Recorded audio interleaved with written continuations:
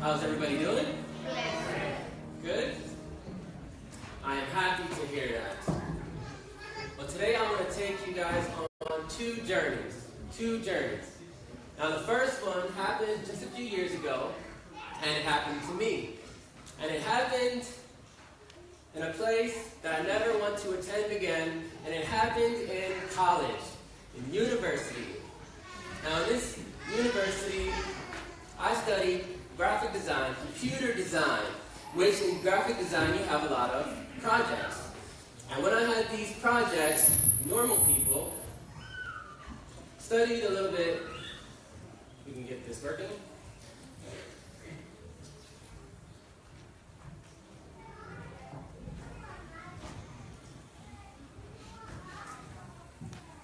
Now, normal people, when they would study, the smart people in class, they would study a little bit like this, where they would get the project, during the time, the assignment, they would study, they would get a little bit done, and it would be wonderful, right? They would get it done, and it was cool. Now, I wanted to do that in my class. I really wanted to do that, but what happened was, when I did projects, they looked a little bit more like this, where I would procrastinate, where I would chill, where I would have fun in college, and then as soon as the project was done, the day before, the week before, I would do everything and get it done on time. And it happened in all of my classes. When I had classes, I would play around, I would procrastinate, and then a couple weeks before the class was over, I would do extra credit, I would study, and get it done. Now, this happened throughout my college career. But it came down to my final project. I want to tell you about my final project. When I was about to graduate, my final project came up and I learned I can't do it the same way. This is a huge project. I have to spend weeks on this. I have to spend months on this. It's very important. It's my portfolio. So I said, I need a plan. This is my plan.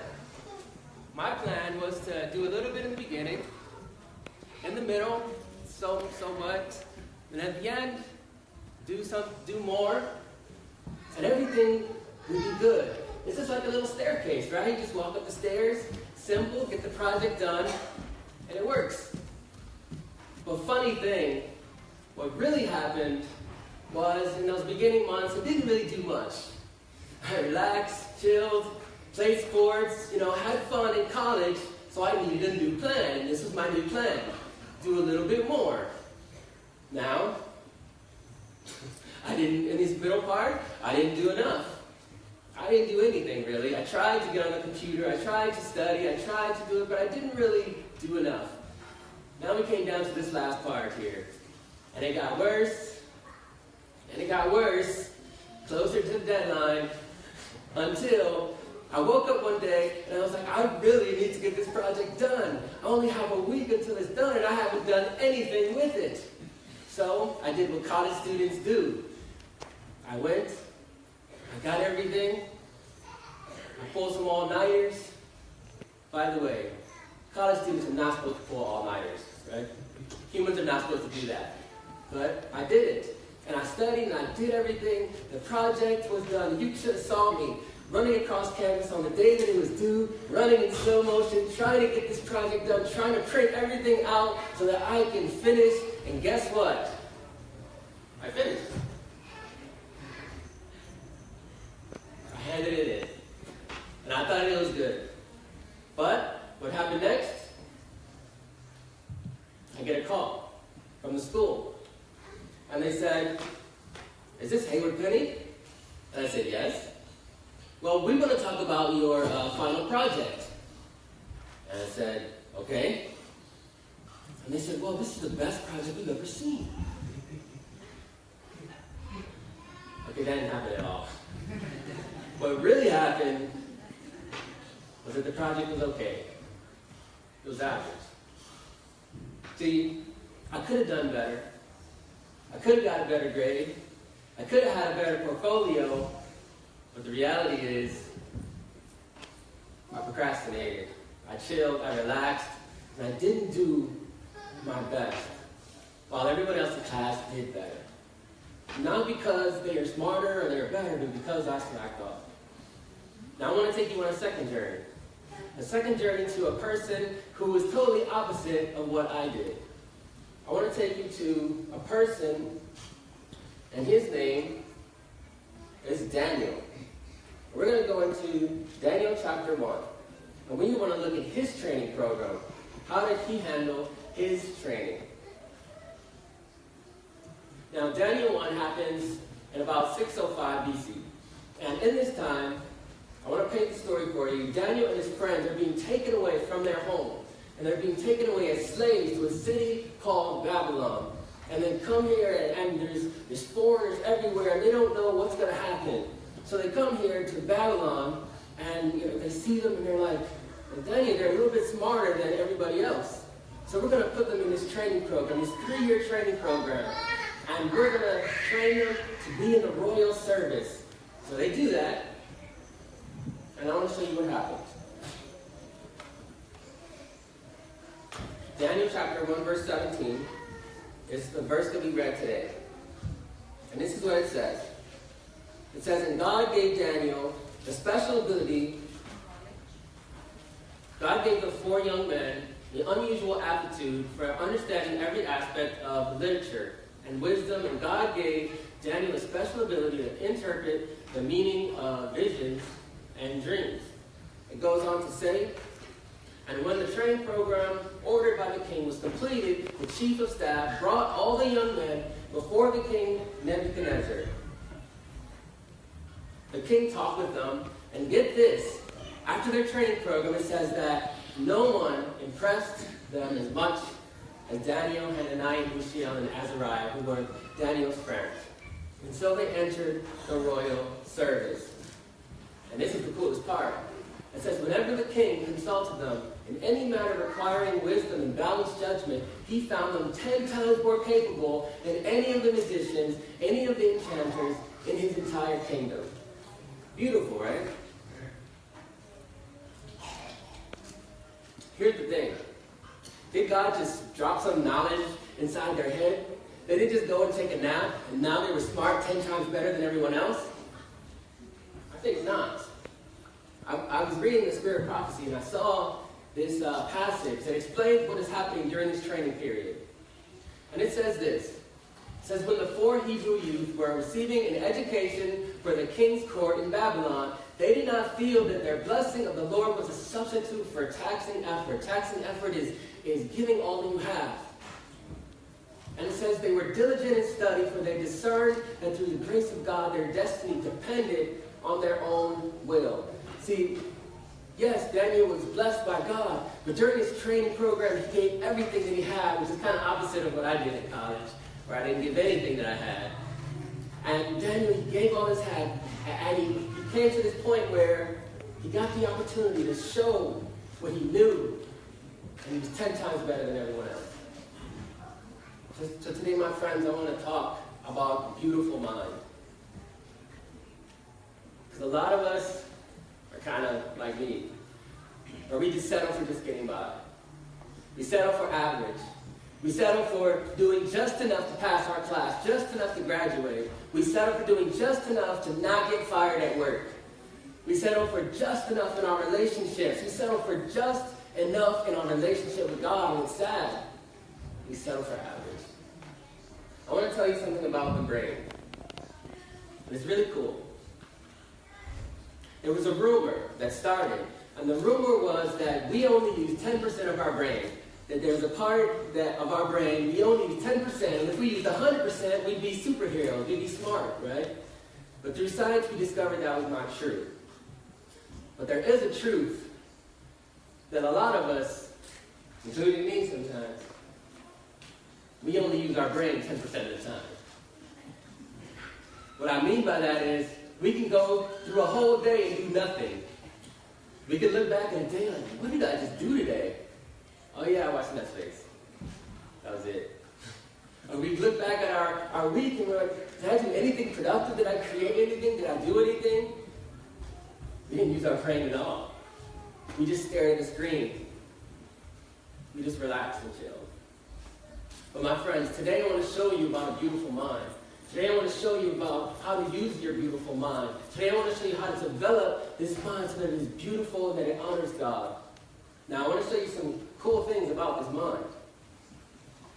The first thing is that your mind, your beautiful mind, is faster and better than any supercomputer in the world. No matter what computer you have, your brain is more powerful than it. In fact, your brain, one thing about the brain is that your brain storage capacity is considered unlimited. It doesn't get used up like memory in your computer.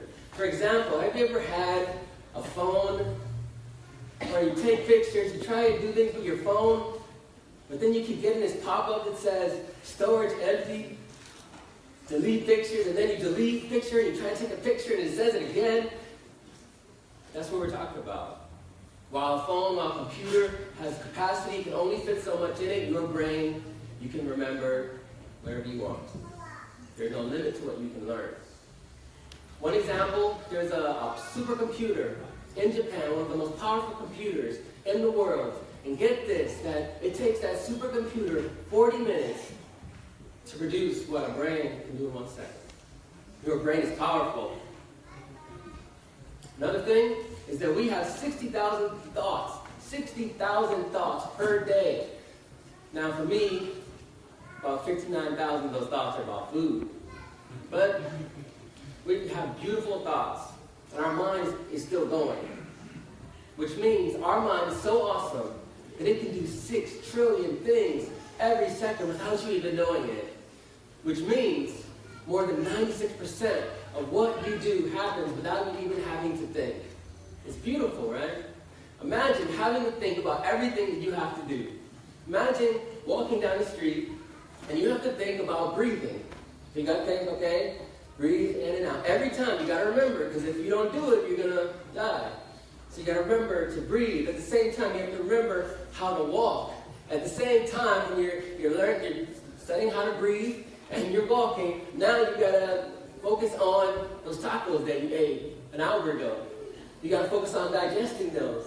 And you got to focus on pumping the right blood through your vessels, going to the right place. It is beautiful that God created our minds that it does so many things without us having to worry. Your mind is beautiful. But here's the thing. God created a beautiful mind for you. God created something so special, something so powerful. But guess what? Satan knows that too. Satan knows that your mind is powerful. So that's exactly where he attacks you. He attacks you in your mind.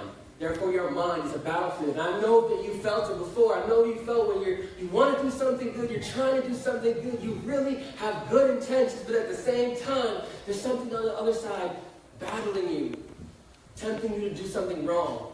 And what happens is there's this battle, and your mind is a battlefield. So I wanted to show you some ways that the devil attacks us.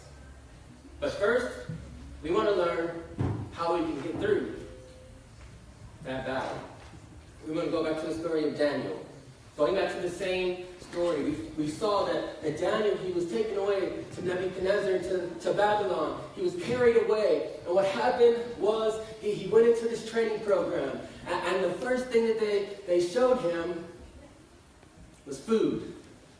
Which is cool. If I went into a training program, if I went and got a new job and the first thing they gave me was food, that'd be pretty cool, right? Problem is, they gave him the wrong food. They gave him meat that he wouldn't eat. They gave him meat that was sacrificed to idols, which was against the law, against what God told him to do. So what did Daniel do? Let's read it here. Daniel chapter 1 verse 8. It says, "But Daniel was determined not to defile himself by eating the food and wine given to them by the king. They asked the chief of staff for permission not to eat these unacceptable foods." Daniel knew one thing.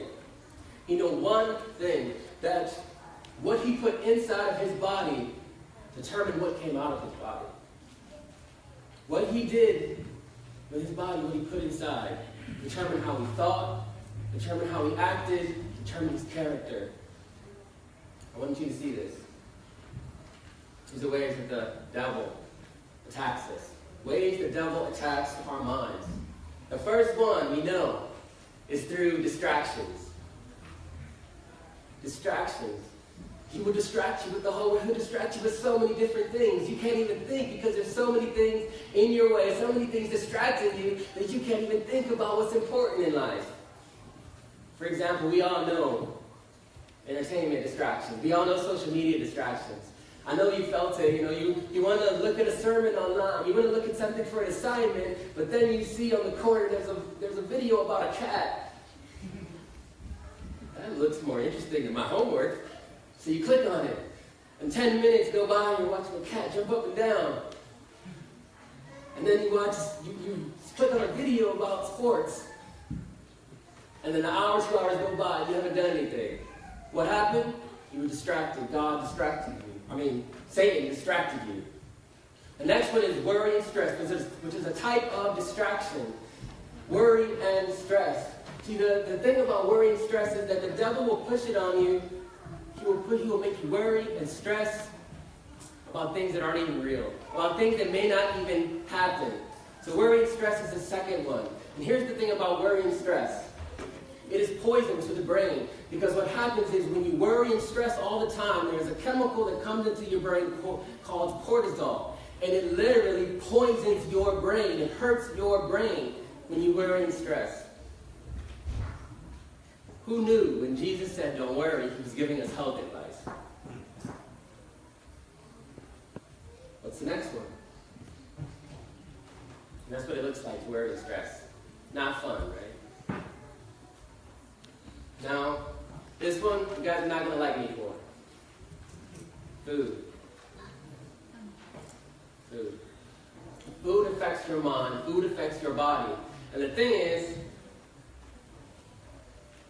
we got the wrong stuff on our minds.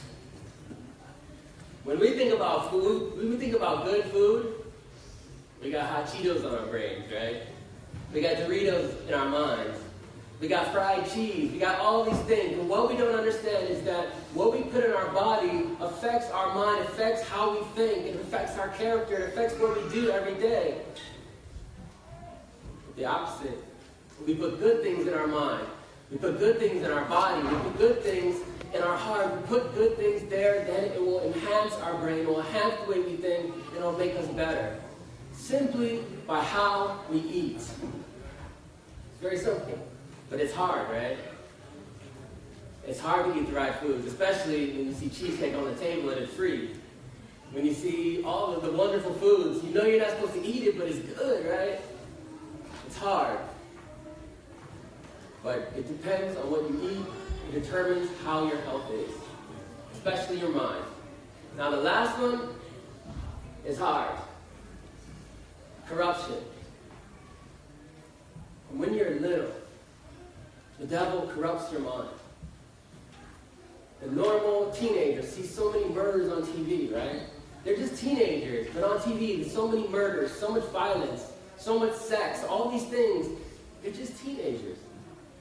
They're just kids, yet they see so many things. And what the devil is doing is trying to distract, but he's also trying to corrupt your mind so that all you think about is negative things. All you think about are things that are not of God. So corruption is the next one. I want to show an illustration of what that looks like. I want to show an illustration of what it looks like when the devil is attacking you and attacking your mind.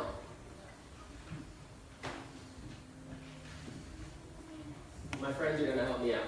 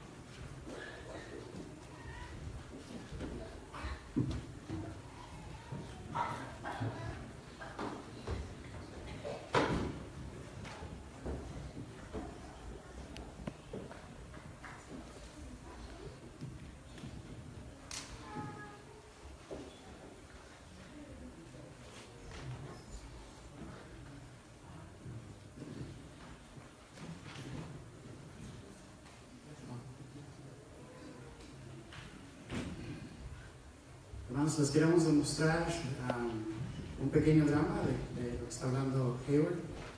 Lo vamos a hacer en español y los participantes van a ser Oscar, Ray y Jessica. Y les pido que al final que pongamos atención al mensaje.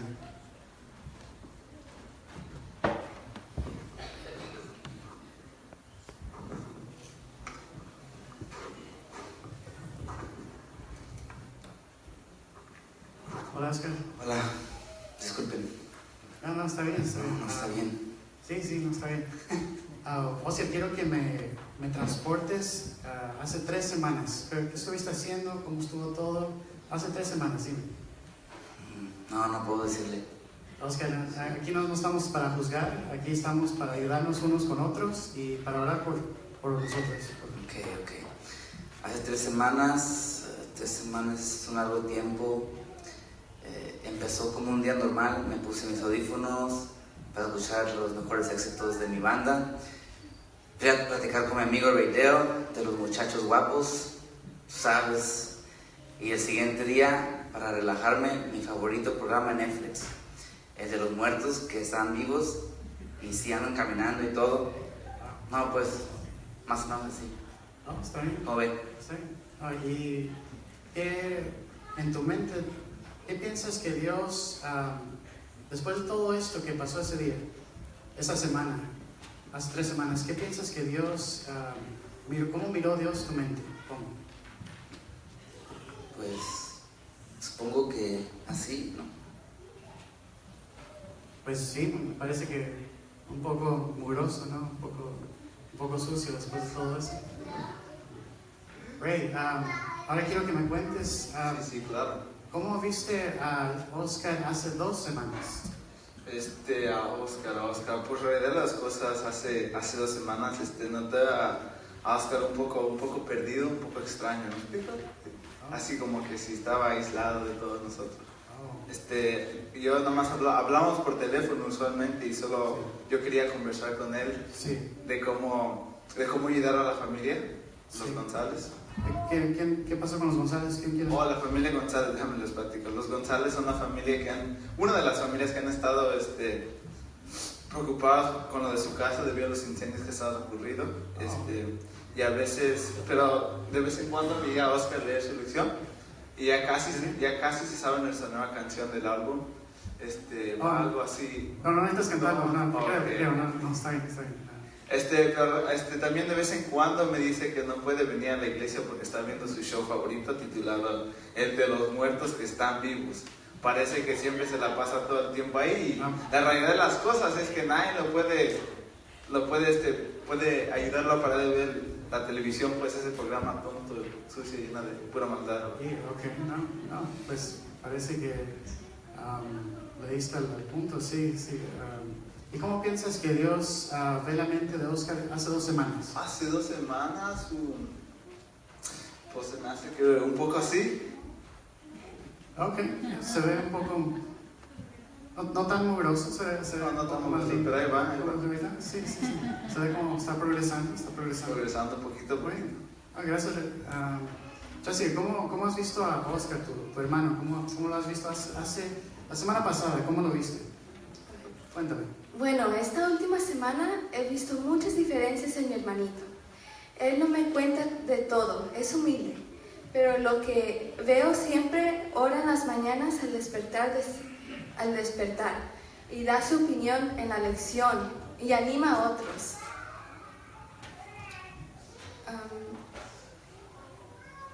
Anima a otros también y lo vi leyendo su lección y su Biblia esta semana. Qué bien. ¿Ya no vio el programa? Y de su programa favorito, tú sabes, el de los muertos. Sí, ya me contaron, sí. Pues ese ya como que lo eliminó. Lo eliminó de su vida. Qué bien. Estaba causando mucho desastre en su vida, parece. Sí, obvio. ¿Y cómo crees que Dios vio su mente esa última semana, la semana pasada? ¿Cómo crees que Dios vio su mente? Dios ahora ve su mente así. Wow, Ok, ahora se ve, no, pues ahora sí puedo ver muy claro que está limpio, hasta puedo tomar esa agua, ¿no? Parece que, sí, me parece que puedo tomarla. Me parece que esta agua, después de eliminar todas esas cosas de su vida, parece que la mente de Oscar ha florecido. Y está floreciendo para Dios. Amén. Gracias por escuchar y que este mensaje sea una bendición para ustedes.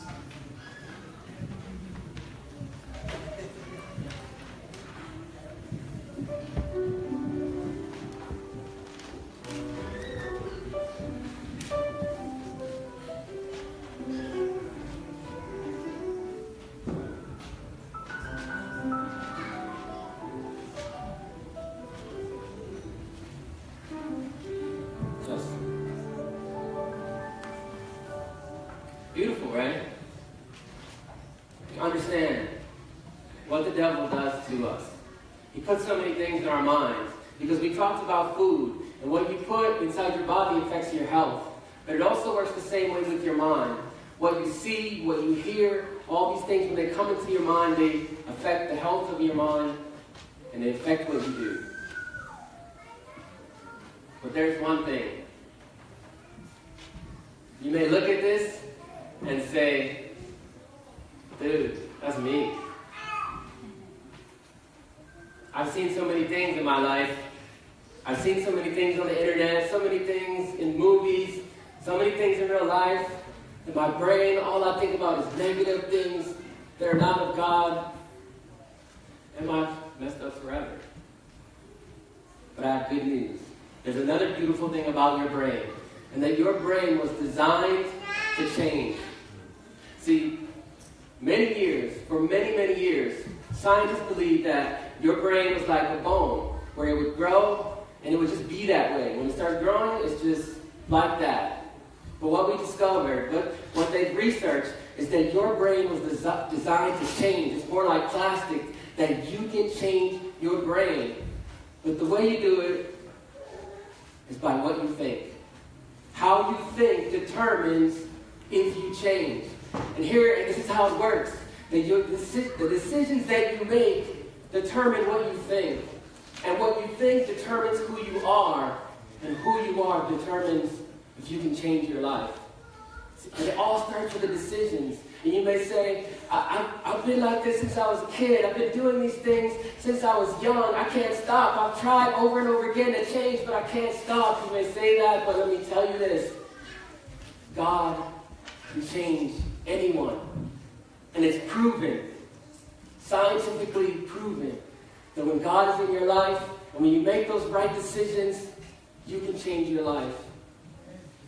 No matter who you are, no matter how old you are, no matter what you've been through, God can change your life. God can improve your life. God can clean your mind. Clean your mind to make it like Christ. I like this picture over here. Just cleaning your mind. But this is what God does for us. Just because you've looked at things that you shouldn't look at, just because you've been places you shouldn't have gone, doesn't mean it's over. It doesn't mean you can't change, but God can work on anyone. As we come to the next part, we have to understand one thing. That yes, God is going to work on our minds. But the next thing is that it takes something from us. We have to work. We have to continually get better. We have to continually have our minds get better and better. And it starts inside. I want to show you this Bible verse. It's pretty cool. Your mind, just like an athlete, may work and may build their muscles, to run fast. The same thing you can do with your brain. And we find this Romans chapter 12, verse 7. I want you to understand, to see what the Bible is telling us. It says that if your gift is serving others, serve them, and the key word is serve them well. If you are a teacher, teach well. Don't just teach people however you want, not preparing, not doing it right, but it says do it well. heart. If your gift is to encourage others, be encouraging. If your gift is to be generous, be generous. If God has given you leadership ability, take it seriously. And if you have a gift for showing kindness to others, do it gladly. It goes on to say, and my favorite part here, never be lazy. Work hard. Serve the Lord enthusiastically. God has given you a mind. God has given you opportunities to get better in life, to be better, to do great things in this life. The problem, though, is that so many people are just satisfied with average, or satisfied with getting by, or satisfied with just enough. But God tells us today, He declares to us today, we can be better. We can give everything we have. And when we give everything that we have, we can grow to what God is calling us to be. Because so many people, we're just stuck, we're stuck in where we are. And what happens is we think that the way we are now is the way that we're going to be. We think that, I'm not doing good in school, so I can't get good grades. We think that, I have this job, but I can never be better. We look around at our relationships and we say, that's just my relationships, that's just what I got, that's just my family. And we look at our relationship with God and it says, I guess that's just what it is. But let me give you good news. That if you spend your time studying, if you spend your time doing things to get better in school, then you're going to have better grades. That if you spend your time doing things for work, doing things the best that you can get that promotion. Or if you spend time looking for a new job, you can get a new job. If you spend quality time with your loved ones, with the people you have a relationship with, you can improve your relationships.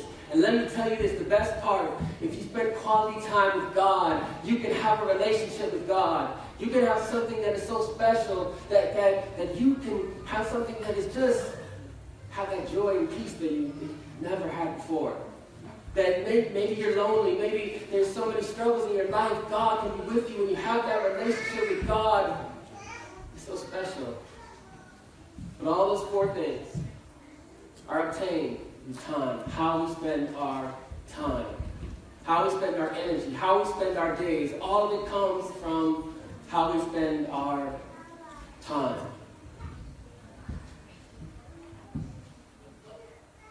So God wants great things for us. But how do we do it? How do we move forward? How do we get there? I want to show you one of my favorite verses in the Bible. Now in this verse in the Bible, it's in John chapter 21. And we have the scene here. We have, after the resurrection, we have John, we have Peter, we have all the disciples, and they decide to go fishing. And when they go fishing, they stay there all night trying to catch fish, but guess what? They don't catch any fish. And they spend all night, and the sun is coming up. And as the sun is coming up, there's this guy on the shore, and he asks them this weird question. And he says, "You guys catch any fish?" And they said, "Nope." He said, "Well, put the net on the right side of the boat, and you'll catch fish." And they do it. And they have so many fish that they can't even put it in the boat. And I want you to see what happens next. John chapter 21, verse 7. It says, "Then the disciple that Jesus loved," which was John, said to Peter, he looked on shore and he said, "It is the Lord. It is the Lord." And when Simon Peter heard it, it was the Lord. He put on his tunic, where he's stripping for work, and he jumped into the water and headed to shore. And the funny thing is that the next verse says that, and the disciples got there right after him, because this guy is crazy. I don't know why he jumped out of the boat, because we were right next to the shore. But why did he do it? Why did Peter jump out of the boat and run through the water? Because he wanted to be with Jesus. He couldn't spend another minute without Jesus. Jesus was his motivation for running and giving everything that he had to get to be with Jesus. And the thing is, the way we do it, the way we better our mind, the way we better our lives, the way we better everything and get closer to God is by looking at God. See, our motivation for getting good grades in school is not for you. It's not for you. It's not to say that you're all that. The reason why we do it is for God and for the glory of God. That is our motivation. The reason why we do well at work is not for you, not to make all this money, not to say that you are the best, but we do it for God. The reason why we have relationships, we want to do good to people around us. We don't do it for us to look good. We do it for God, for the glory of God. And the things that we do and all that we do, everything is for God. Our motivation is God, and it comes from within, my friends. The reason why we don't do things is just we don't have motivation. We're lazy sometimes. But let me tell you this, when our motivation is Christ, serving God, giving glory to God, to show that God's kingdom is great, and that God is greater, having a relationship with Him is greater than everything else. When you see that, we will always find the motivation to move forward, to be better. Why? Because we're doing it for God, we're doing it for the people around us. My friends, God wants us to be great. He wants us to fill our minds with good things. He wants us to have beautiful minds. He doesn't want us just to have average minds. He wants us to be beautiful. He wants us to be great. And that's a nice picture of it. As I start closing, I want to show you something that's called the unfinished church. And the unfinished church is really interesting. It's a real church that is in Bermuda. And for many different reasons, whether it was war, whether it was fighting, they didn't finish this church. It was unfinished. And if you go there now, it's just a random church. It never got finished. All the other beautiful churches around in that same country, but this one church just never got finished. Why? One thing. When our life is finished, what are we going to leave unfinished? When we stand before God and we look back, what did we leave unfinished? Did we leave behind a goal that we never pursued? Did we leave behind a gift or a talent that God has given us that we never pursued, that we never did? What are we going to leave behind? Because the truth is this. When we stand before God, when we stand before Him, when our lives are over, God's going to ask us one question, one important question. He's going to ask us, what did you do with the time that I gave you? What did you do with the opportunities that I gave you? And what are we going to say? Are we going to say that I wasted my time? Are we going to say that I wasted my opportunities? Are we going to say, I'm sorry, God, I wasted everything. I could have done so much more, but I wasted my mind. I didn't live up to what you gave me. Are we going to have to say that to God? Are we going to say, God, I did the most that I had with what you gave me. You gave me talents and I used them to the best of my abilities. Here's the thing. You can choose which one it is. My friends, I challenge you today to use the beautiful mind that God gave you. To do the great things that God has given you to do. To use the talents and gifts that God has given you to the best that you can. And most of all, pursue God with everything that you have. Run to Him. Don't just stroll and chill in life. Run to God. Because He is the source of wisdom. He is the source of everything. And when you're with God, nothing else matters. When you're with God, you'll have everything that you need. My friends, as we close now, I just want to pray over this. But before I pray, I want to open the doors of the church that maybe you haven't surrendered your life to God. Maybe you're not there. Maybe you know that you want God. You know that you're ready, but you haven't had the opportunity. I invite you today, don't leave here without surrendering your life to God. Don't leave here today still undecided. Today is the day to give everything to God. And I guarantee you won't be disappointed. Today is the day. So as we pray, don't leave here today not accepting Jesus Christ in your heart. Let us pray. Dear Heavenly Father, we thank you so much for this day. We thank you so much for this opportunity to come and praise you and worship you and hear your word. But hearing these words is not enough. Help us to do your will. Help us to put it into action.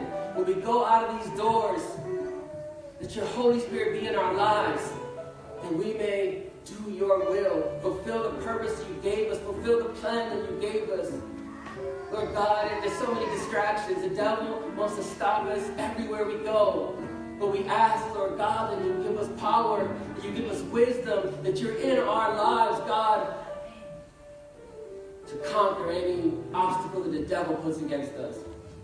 Lord God, forgive us of all our sins. Forgive us of the time that we've wasted. And in this moment, let us start to make a change. We thank you again for everything that you've given to us. In the name of Jesus Christ, I pray. Amen.